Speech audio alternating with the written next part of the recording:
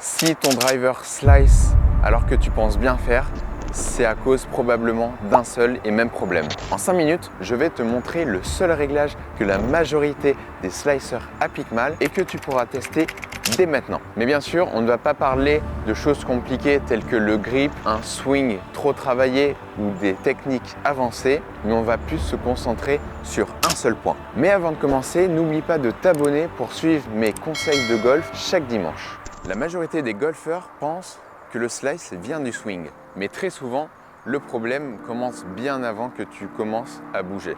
L'erreur principale des slicers, et écoute bien ce terme parce qu'il est très important, c'est le setup, votre position de départ. Un slicer, comment ça se positionne? C'est souvent comme ça. Les pieds bien à gauche de la cible, les genoux très à gauche, les hanches aussi qui sont trop tournées vers la gauche, les bras et les épaules aussi à gauche, alors que votre face de club, elle, se retrouve vers la cible. Imaginez à vos pieds que vous avez une ligne. Là, on va se servir de la baguette pour créer cette ligne. Donc, cette ligne, c'est l'alignement vers la cible. Et là, vous avez deux zones. La zone intérieure et la zone extérieure. Avec le placement qu'on vient de voir, le club, lui, commencera toujours à l'extérieur et reviendra toujours vers l'intérieur. Et ça, c'est pas ce qu'on veut. Même si vous avez un très bon swing, si votre placement de départ est mauvais, votre slice sera inévitable. La bonne nouvelle, c'est que ce problème est facile à corriger. Le réglage que je veux que tu testes, c'est celui-là. Donc, tu te places, tes épaules, elles, seront légèrement fermées par rapport à la cible. Si toi, tu slices, c'est à cause de ça, que tes épaules sont trop ouvertes par rapport à la cible. Ouverte, ça veut dire que je vais ouvrir ma cage thoracique pour l'amener vers la cible. Et nous, on ne veut pas ça. On veut que notre cage thoracique soit dirigée vers la balle. Et donc, pour ça, on va fermer nos épaules, comme ceci.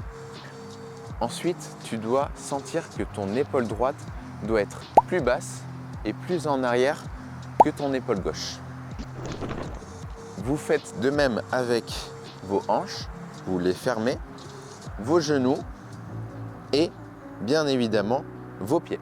Ils doivent être plus vers la droite par rapport à la cible que ce que vous aviez l'habitude de faire auparavant. Imaginez que quelqu'un vous regarde de côté comme vous êtes en train de le faire. Par contre, si vous revenez à un setup où vos pieds, vos hanches, vos épaules et même vos genoux sont ouvertes par rapport à la cible, vous reviendrez vers un chemin de club extérieur et intérieur, ce qui causera votre slice. Donc dans ces cas-là, je reviens légèrement même plus à droite que la cible avec mes pieds, mes genoux, mes hanches et mes épaules. Mon épaule droite est légèrement plus basse que mon épaule gauche. Elle se trouve même derrière mon épaule gauche. Et ensuite, vous allez pouvoir taper.